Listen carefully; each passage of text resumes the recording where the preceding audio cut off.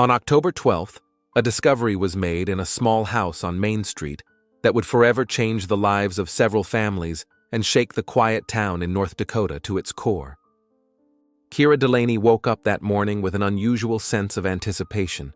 10 years ago, on this very day, she had become Derek's wife, and today they planned to celebrate their wedding anniversary. Outside the window, the October wind blew yellow leaves down the deserted street, but inside the house, there was a festive atmosphere. Derek entered the kitchen in his mailman's uniform, the dark blue shirt fitting perfectly on his athletic 40-year-old body. His brown eyes sparkled with the same warmth as on their wedding day when he smiled at his wife. "Good morning, my 10-year-old wife." Kira stood on tiptoe for a kiss, replying, "Good morning, my faithful husband." At 35, she still looked young, although in recent weeks she had been feeling an inexplicable fatigue. Derek quickly ate breakfast and hurried to work, leaving Kira alone with a strange anxiety in her heart. She worked as an accountant at a local bank and usually enjoyed her steady work with numbers and reports, but in recent weeks, even simple calculations had been difficult for her. Her head often spun, nausea rolled over her, and fatigue haunted her from the very morning. The workday passed in a fog. By lunchtime, she felt terrible. Waves of nausea washed over her. Her temperature had clearly risen, and her vision periodically darkened. Jen, a colleague from the neighboring department, approached her desk with a concerned look. "Kira, you look terrible. Maybe you should see a doctor. You've been complaining about feeling unwell for a week now." "You're probably right. I'll go see Dr. Wright after work," Kira agreed.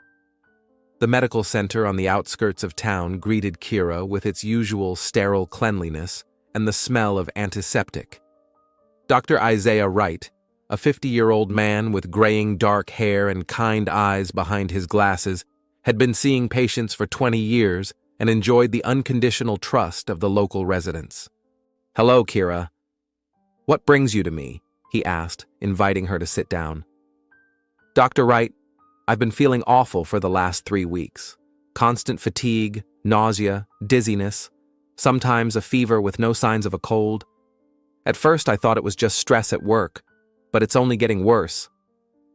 The doctor listened carefully to her complaints, conducted a thorough examination, and frowned. "The symptoms are indeed alarming, Kira. I would like to take some blood tests, a general clinical test and tests for some specific infections.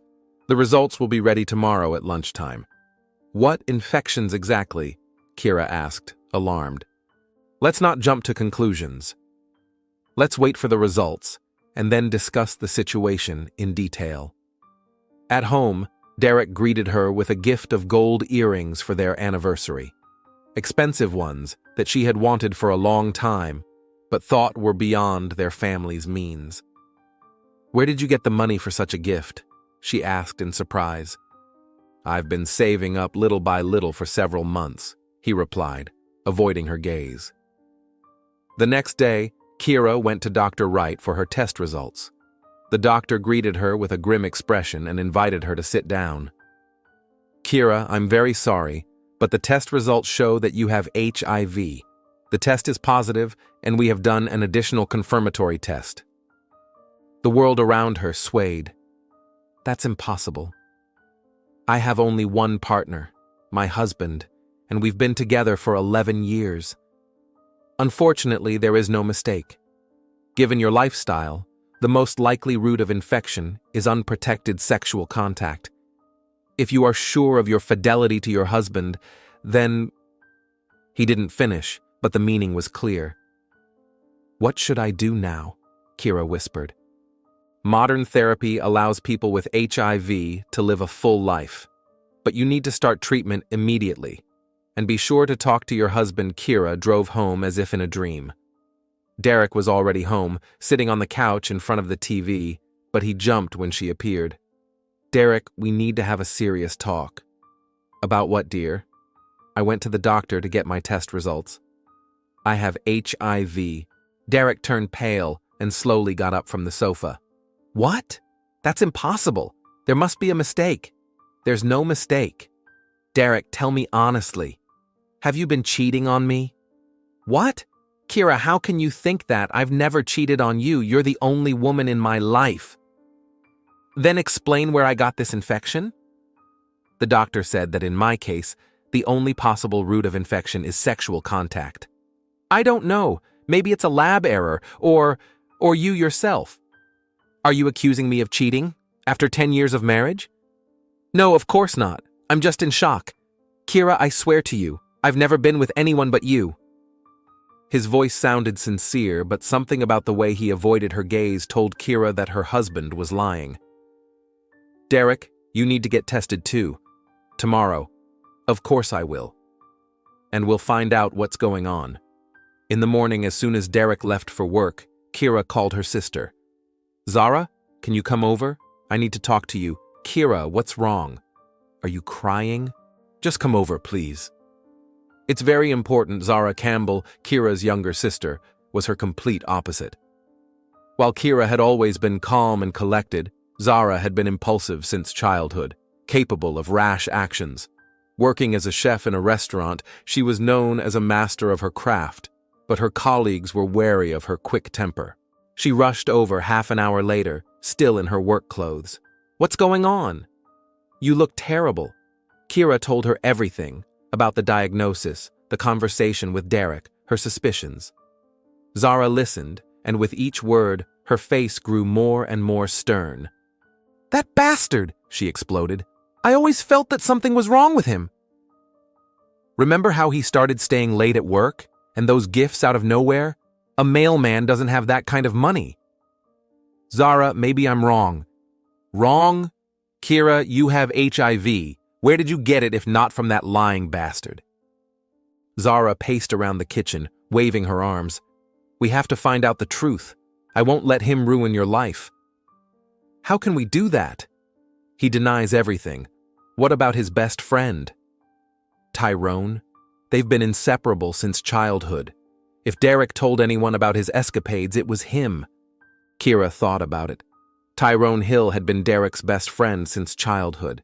If anyone knew Derek's secrets, it was him. Do you think he'll tell me the truth? We'll make him tell us. Let's go to his place right now.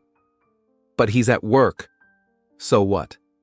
Kira, this is your life we're talking about. This conversation can't wait. Tyrone Hill lived in a small house on the other side of town.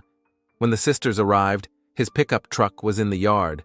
He was home between flights. I don't know what to say to him, Kira said nervously. Tell him the truth. The whole truth, Zara said firmly. Tyrone opened the door with a surprised look on his face. He was a large, 38-year-old man with a good-natured face and the calloused hands of a hard worker. Kira? Zara, what's going on? Tyrone, I need to talk to you. It's about Derek. Come in, he said, letting them into the house. The living room smelled of coffee and machine oil. There were photos on the walls, Tyrone and Derek in the army, fishing, drinking beer. Sit down. What's going on? Kira sat down on the sofa. Tyrone, yesterday I found out that I have HIV. Tyrone's face changed. His eyes flashed with something more than just fear, something like guilt. Derek denies everything, swears he never cheated on me. But the doctor said that in my case, there could be no other way I could have been infected. I don't understand what this has to do with me. It has everything to do with you. You're his best friend, Zara exploded. And if that bastard told anyone about his affairs, it was you. Tyrone was silent, nervously clenching and unclenching his hands. Tyrone, please. Kira moved closer. My life is ruined. I have a terminal illness. I have a right to know the truth. Kira, I can't or won't, Zara exploded. My sister could die because her husband is sleeping around. Derek is having an affair, Tyrone said quietly. It's been going on for almost a year. With your neighbor, Naomi Price, Kira felt the world sway again. Naomi Price, the young woman from across the street. Almost a year? She whispered. Tyrone nodded. They met when he was delivering the mail. She's very beautiful and actively pursued him. Derek resisted at first, but then he couldn't resist. And you knew and kept quiet? Zara was ready to pounce on him. I asked him to stop. I told him many times that he was destroying his marriage, that Kira was a good woman, but he said he couldn't stop, that she had bewitched him. In recent months, he's lost his mind, spending all his money on her, buying her gifts, even taking out a loan. He constantly buys her jewelry and takes her to expensive restaurants. Kira slowly sank down onto the sofa. While she was working and dreaming about their future, Derek was spending money on his mistress. Do you think she could have infected him? Tyrone shrugged awkwardly. She's not very selective in her relationships. She had many men before Derek. Enough! Zara stood up. Kira, we're leaving. I need to think about everything. Kira, I'm sorry, Tyrone called after her. I know I did the wrong thing, but Derek is my best friend since childhood. Your best friend is killing my sister, Zara replied coldly. In the car, Kira was silent, staring out the window. Only when they pulled up to Zara's house did she say, I can't go home right now. I can't see him. Stay with me. Spend the night, think things over, and tomorrow you'll decide what to do. Kira nodded and slowly got out of the car. 11 years of marriage destroyed by one diagnosis and a confession from her best friend. Her life had just fallen apart. Kira woke up in her sister's guest room with a heavy head and the feeling that the past day had been a nightmare, but it was enough to open her eyes and see unfamiliar wallpaper for the whole truth to hit her with renewed force. HIV, betrayal, Naomi Price, almost a year of lies. Zara had already left for work, leaving a note on the kitchen table. Come home when you're ready. If you need my help, call me right away. We'll figure it out. Underneath the note were the keys to Zara's spare car, an old Honda that her sister kept in case the main car broke down. Kira sat at the kitchen table for a long time with a cup of cooling coffee, trying to collect her thoughts. She had to go home, talk to Derek, and make decisions about the future, about divorce. The word caused sharp pain. 11 years of her life had collapsed in an instant. She arrived home at 11 in the morning. Derek's car wasn't in the driveway. He had already left to deliver the mail on his route. Kira felt relieved. She didn't have to meet him face to face right away, pretending that nothing had happened.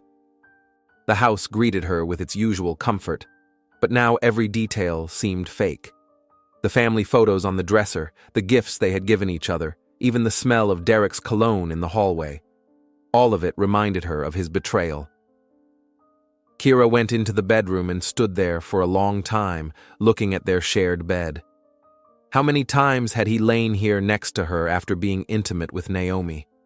How many times had he kissed her with the same lips he had kissed his mistress? Nausea rose in her throat, but now she knew it was not only from illness, but also from disgust. Kira sat on the edge of the bed and tried to assess the situation soberly. Divorce was inevitable. She needed to find a lawyer, divide the property, and resolve financial issues. But first, she had to talk to Derek. She had to hear the confession from his own lips, look him in the eye as he justified destroying their life.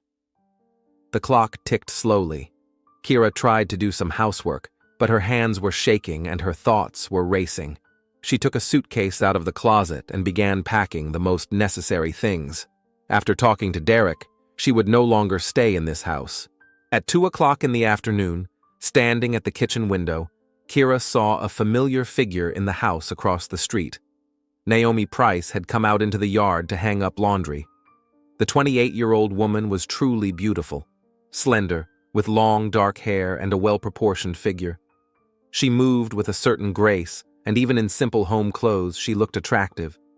Kira looked at her and felt a wave of rage rising inside her, a rage she had never felt before. This woman had destroyed her marriage. This woman had infected her with a deadly disease, and she had no idea that her secret had been revealed. Suddenly, Naomi looked up and glanced toward Kira's house. For a moment, their eyes met across the street. Naomi smiled and waved casually, as she had done many times before, neighbor to neighbor. But now, Kira saw this gesture as mockery, a taunt to the betrayed wife. Something inside her snapped. Kira didn't remember how she left the house and crossed the street. She came to her senses standing in front of Naomi's gate. Her heart was beating so hard she could hear it in her ears. Naomi opened the door with a surprised smile.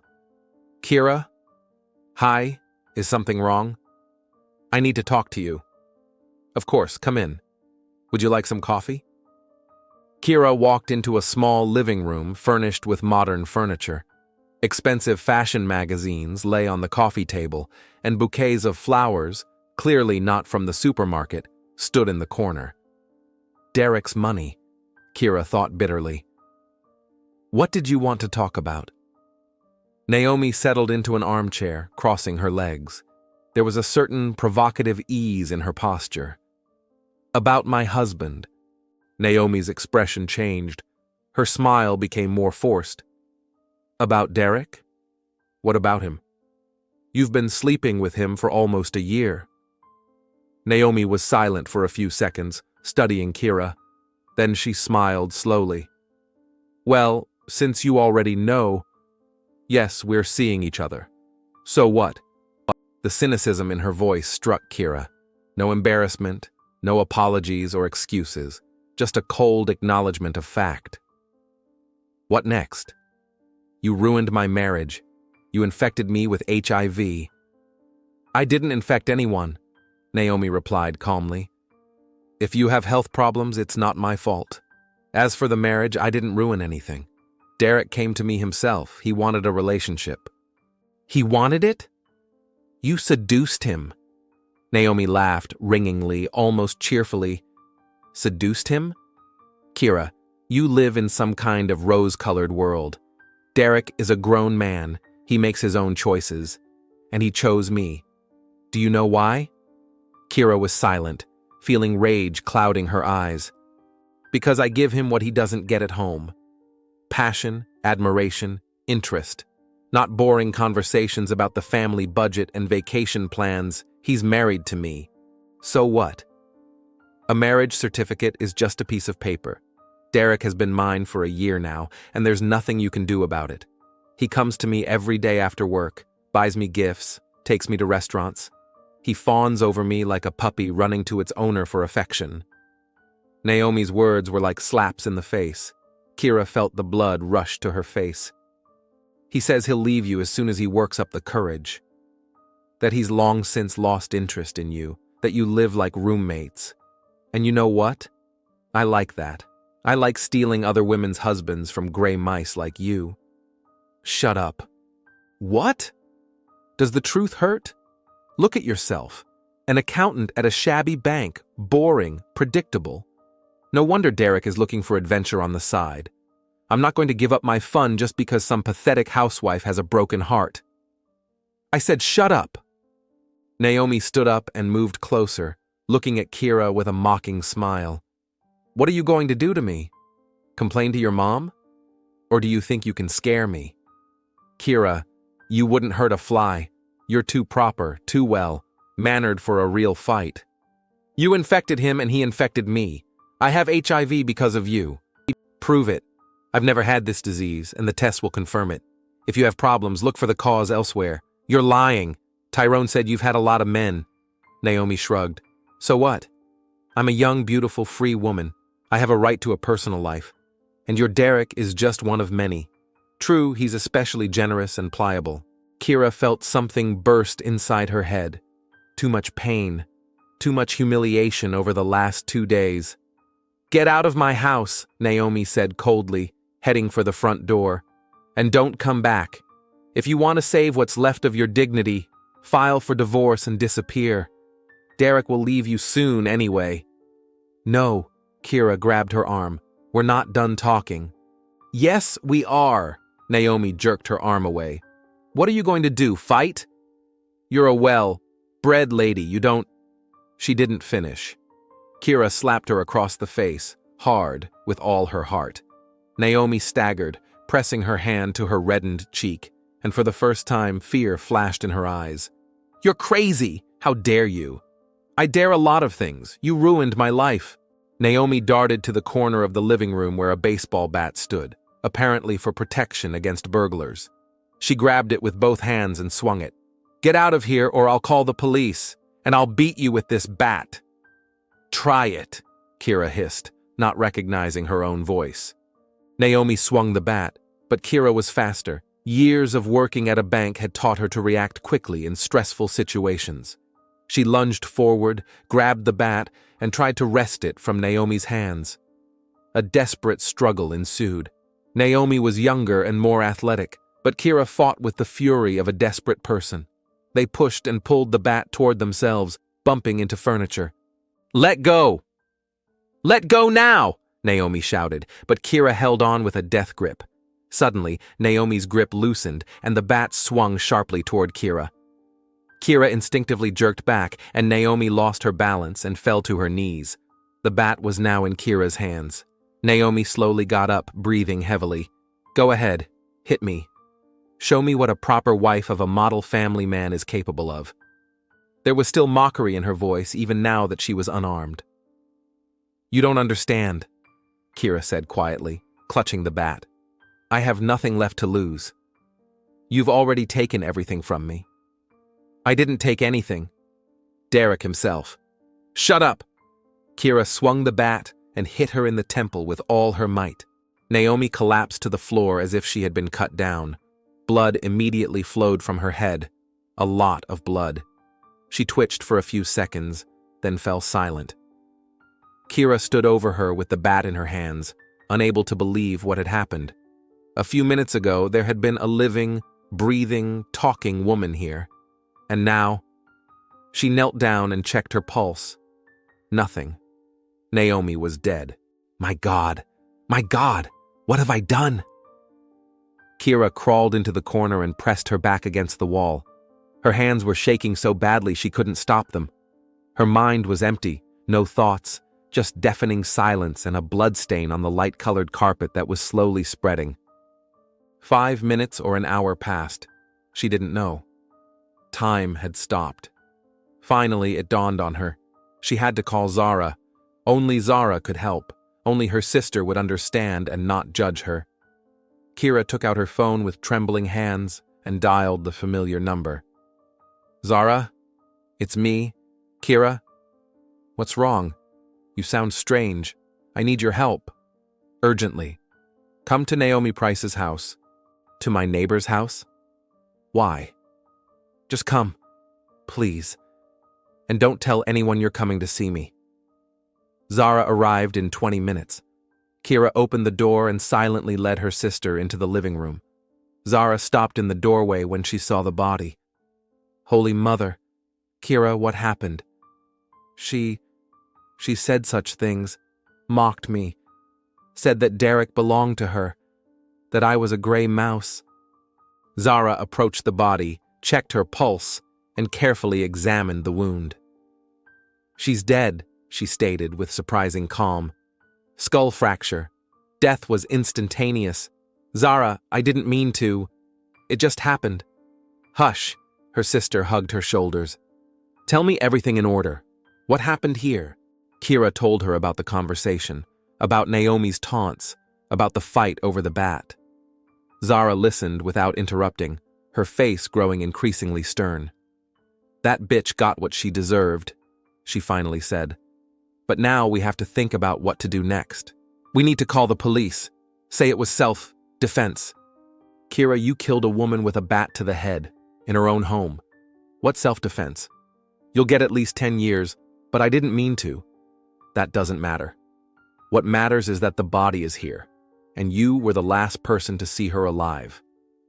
Zara paced around the room, clearly thinking. "Listen to me carefully. We have a few hours before dark. Derek will be back from work at 6. We need to get rid of everything before he gets home." "Clean up? You mean..." "I mean get rid of the body and cover our tracks. Otherwise, you'll spend the rest of your life in prison." Kira looked at her sister in horror. Zara, we can't. That's a crime. The crime has already been committed. Now it's a question of whether you'll get caught or not. Zara spoke as if she were discussing plans for the weekend. There was no fear or doubt in her eyes, only cold determination. Naomi lives alone. She has no relatives here. They won't notice her missing at work until tomorrow. We have time to think everything through. But where? How? There's an old bridge over the Missouri River in town. It's deep, with a strong current. If we tie a weight to the body, they'll never find it. Kira shuddered. Are you seriously suggesting? I'm suggesting we save you from life imprisonment. Do you have any other options? Kira was silent. Zara was right. There were no other options. Okay, she finally said. What do we need to do? Zara took charge of the operation. First, they found a heavy 20-kilogram dumbbell in the storage room. Naomi had apparently been working out at home. Then Zara found a strong rope in the garage. We can't do anything now. It's too light out. We have to wait until dark. But we can get ready. They wrapped the body in an old blanket they found in the bedroom. Zara worked quickly and methodically, as if she had dealt with such things before. Kira just helped, trying not to think about what she was doing. They cleaned the blood off the floor with hydrogen peroxide from Naomi's first aid kit, then carefully wiped down all the surfaces they might have touched. At 7 p.m, when it was dark, they heard a knock on the door. Naomi? It's me, Derek. Kira froze. Her husband had come to his mistress's house as usual. Naomi, open up. I know you're home. The light is on.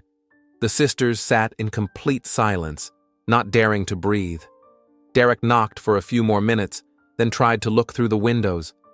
Finally, they heard his footsteps receding from the house. He's gone, Zara whispered. Probably home. But he'll be worried. Maybe he'll come back. They waited another hour until it was completely dark. At 9 p.m, Zara drove her car to the back entrance of the house. They struggled to load the body, wrapped in a blanket and tied tightly with a rope to a dumbbell, into the trunk. It took half an hour to get to the bridge. The old railroad bridge had not been used for a long time, and at this time of day there was not a soul around. Below, the dark waters of the Missouri River roared, deep and fast. Are you sure?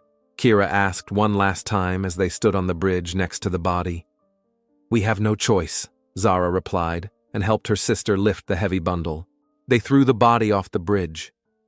The splash of water seemed to Kira to be the loudest sound in the world, although in reality it was barely audible. The dark water closed over Naomi Price forever. On the way back, they stopped at a gas station and thoroughly washed their hands and the car. Zara threw the rope and blanket into a trash can at the gas station. It's over, she said when they pulled up to Kira's house. She won't show up for work tomorrow. The search will begin, but they'll never find the body. And if they do, it won't be soon, and by then, all the evidence will be gone. Kira nodded silently. Her chest felt empty. No fear, no remorse. Only endless fatigue. Go home and act normal. If Derek asks about Naomi, you know nothing. Derek met her in the hallway with a worried look on his face. Kira, where have you been? I was worried.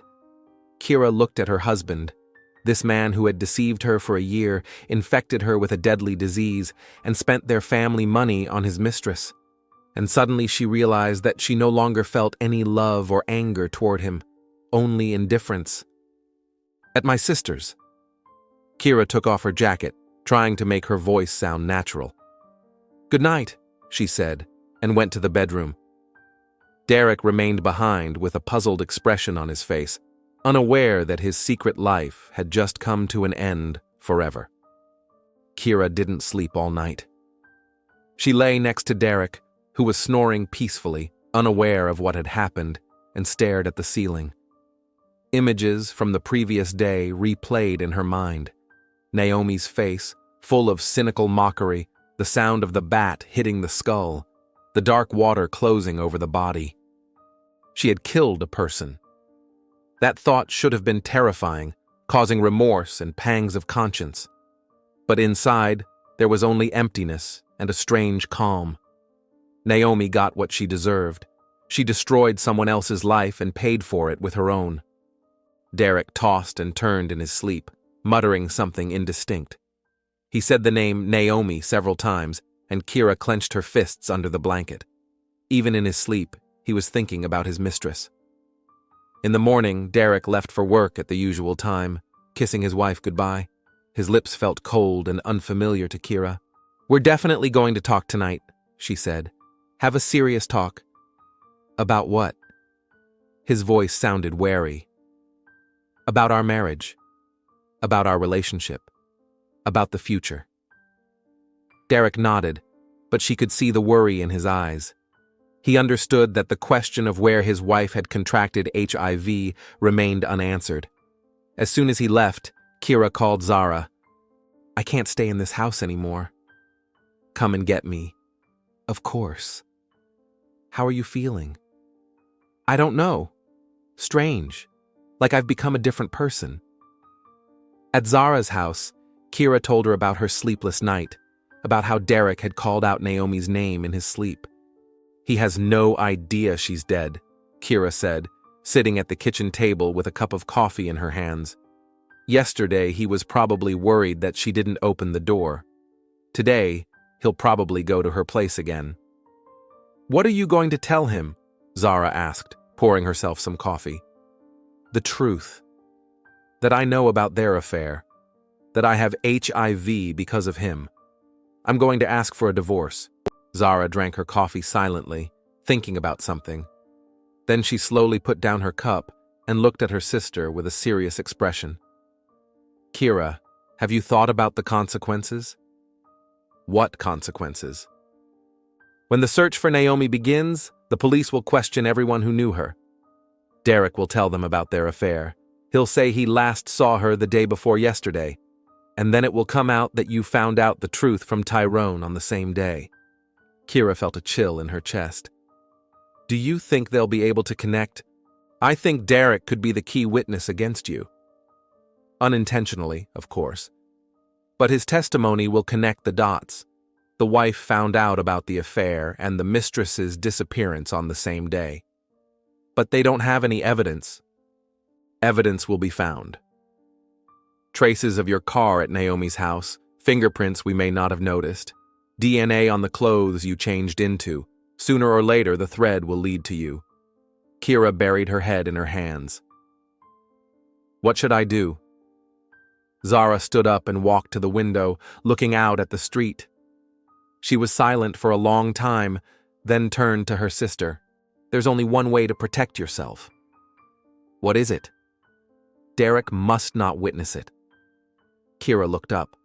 "Are you suggesting—" "I suggest finishing what has been started.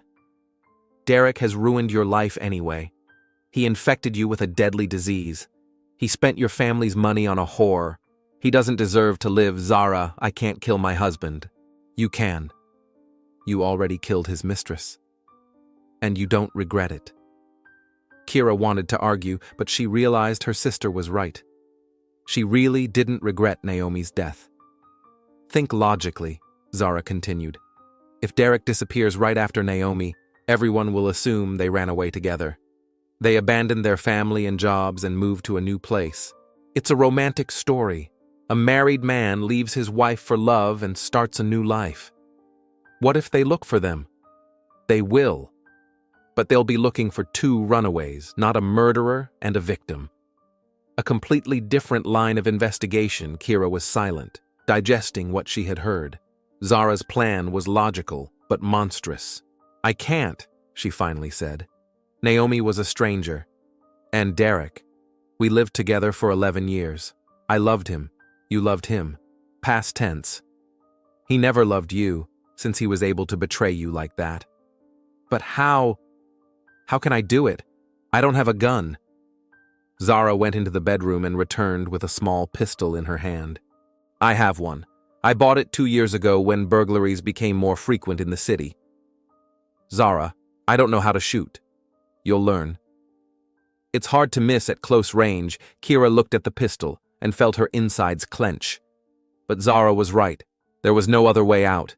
If Derek stayed alive, sooner or later the truth would come out. "When?" she asked quietly. "Tonight. Tell him you want to have a serious talk about your relationship. Make him admit to cheating.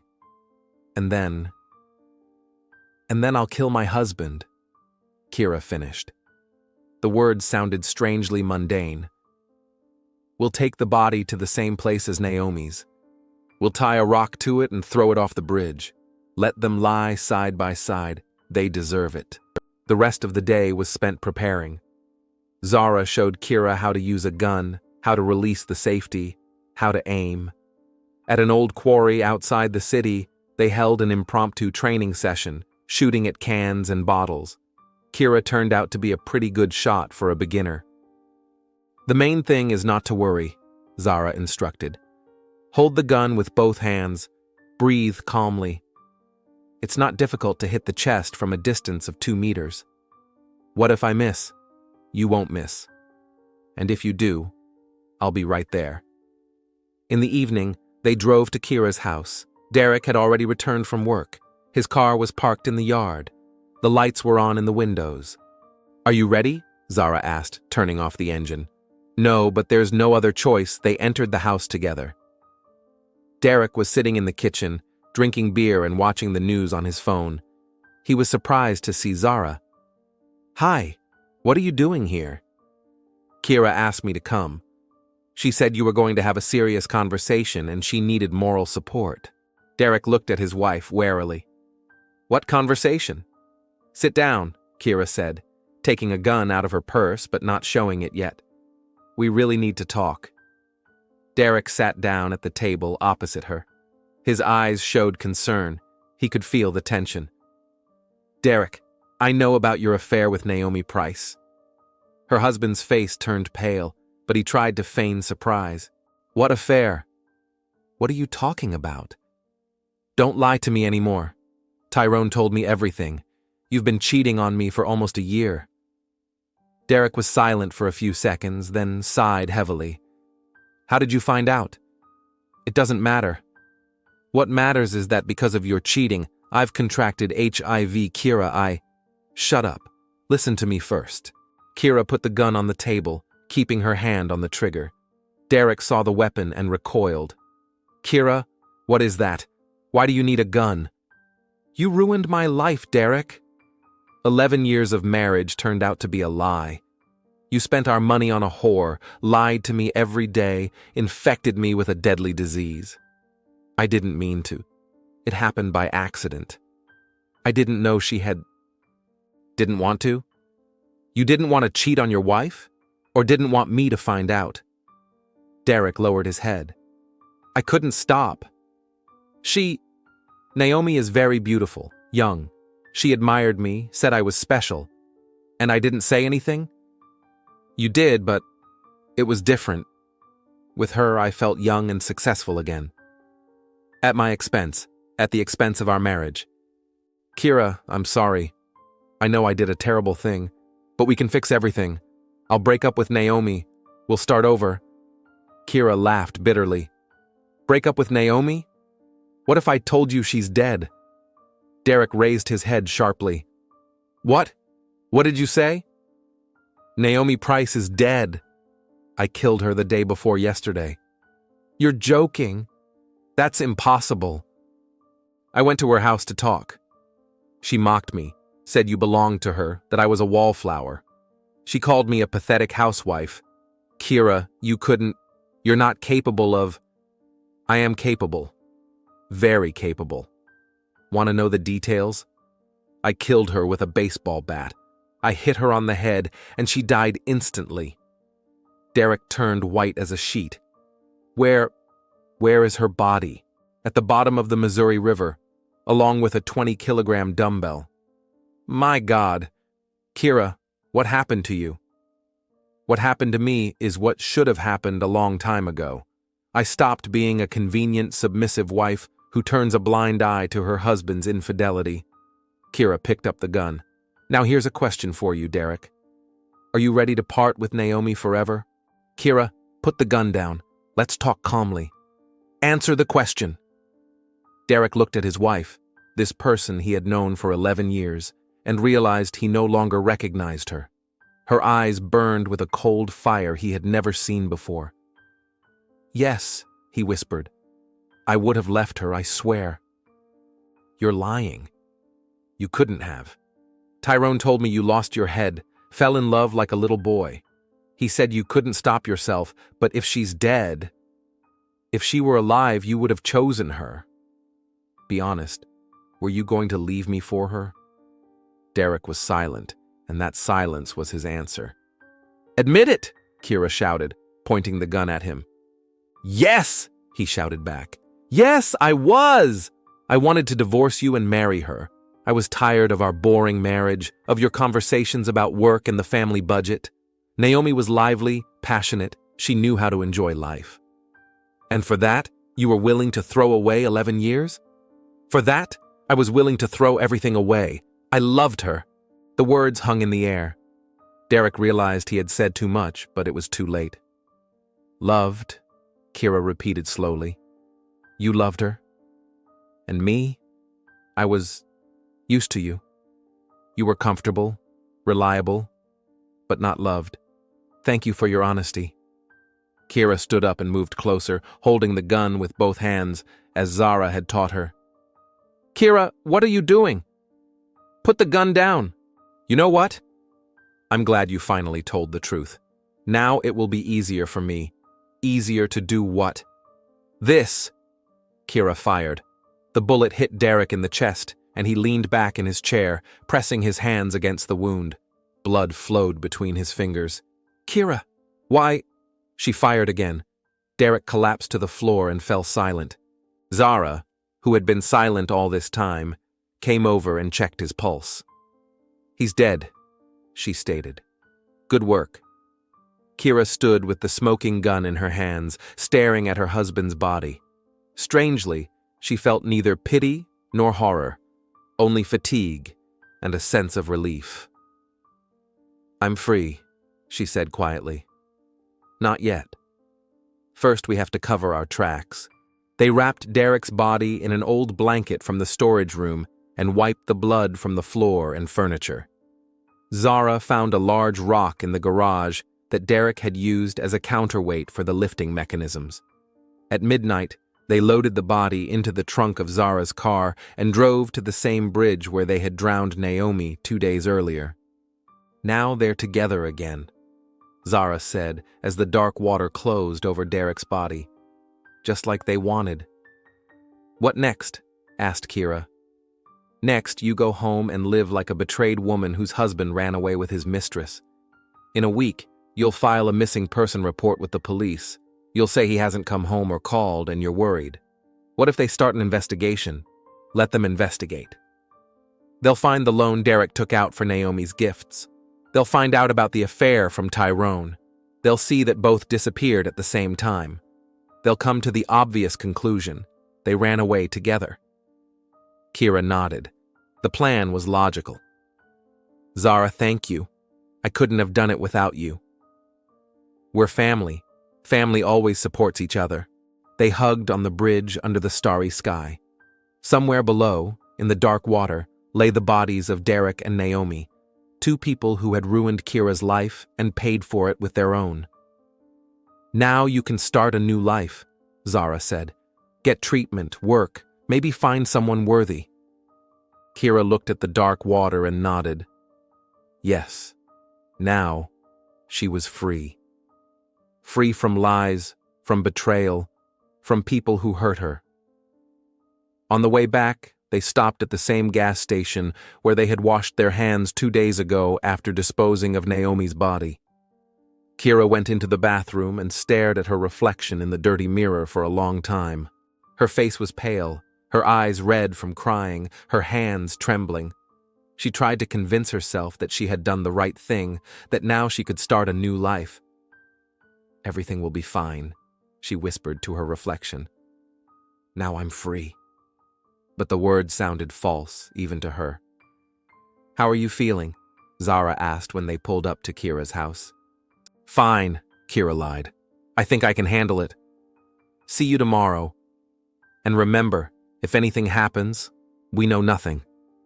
Kira nodded and got out of the car. The house greeted her with dead silence. Derek's jacket was still hanging in the hallway. His half-drunk cup of coffee was still in the kitchen, the belongings of a dead man. At first, she tried to act normal. She took a shower, got dressed, made tea. She tried to convince herself that now everything would change for the better, that she would start HIV treatment, find a new job, maybe move to another city. But when she sat down at the kitchen table, the very same one where her husband had been lying in a pool of blood an hour ago, reality hit her with crushing force. She was a murderer. She had killed 2 people, with her own hands. Kira collapsed to the floor and burst into tears, loud, sobbing tears, the likes of which she hadn't cried since childhood. Tears streamed down her face, her body shaking with sobs. She pressed her forehead against the cold tile and cursed herself for what she had done. God, what have I done? What have I done? She cried into the emptiness of the house. I killed them. I killed Derek, my husband. Yes, he had cheated on her. Yes, he had infected her with a disease. But did he deserve to die for that? And Naomi, cynical, cruel, but still a young woman with her own dreams and plans. Did Kira have the right to take her life? She lay on the floor and imagined their bodies resting at the bottom of the river, how their relatives, colleagues, and friends were searching for them, how Tyrone was worried because Derek wasn't answering his calls. I'm a monster, she whispered through her tears. I've become a monster. The clock showed 3 in the morning when her sobbing finally subsided. Kira got up from the floor and looked around the kitchen once more. She couldn't imagine how she would ever live in this house again. Too much blood, too many memories. Kira Delaney no longer existed. In her place was only a broken creature who would curse herself for the rest of her days, for those 3 terrible days in October when her life turned into hell.